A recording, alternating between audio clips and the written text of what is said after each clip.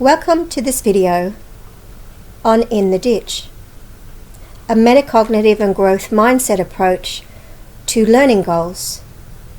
I have recently created a second version of this system for lifelong learners. This particular concept was created for my students in order to show them that when they were feeling in the ditch, which meant they didn't think that they could go any further, they didn't think that they could do it, there was actually steps that they could take to get themselves out of the ditch. This concept utilized Bloom's taxonomy, which is linked to educational-based concepts. So this was and is one I still use with my students today.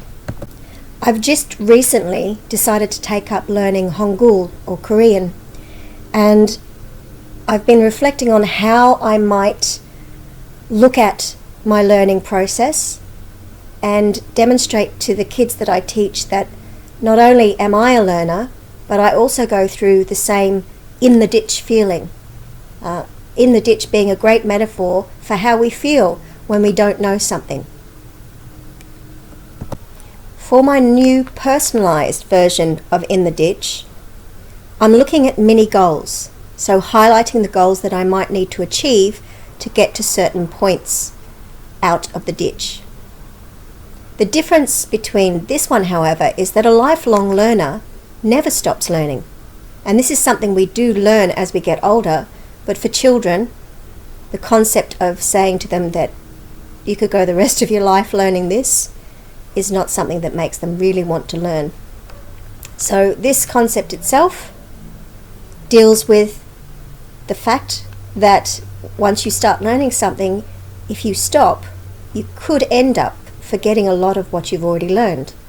Like the saying goes, if you don't use it, you lose it.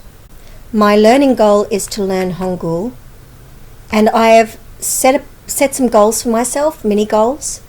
The first 1 and 2 I'm actually already commenced. So looking at phonemes, looking at graphemes, which is the sounds and the written text.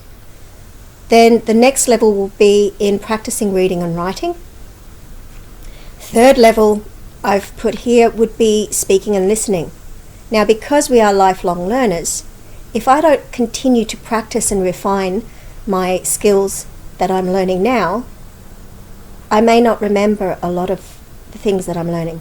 So in this instance, in the ditch, for a lifelong learner, it means it's a continued practice and refinement. And that pretty much wraps up the In the Ditch concept, both the educational one, which I utilize with my students, and this new version, which I will be using for my own learning and refine it as I progress to see how well it fits in with lifelong learning.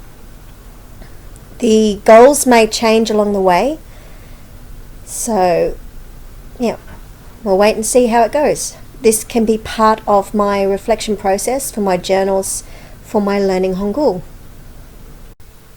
Don't forget to subscribe. Thank you.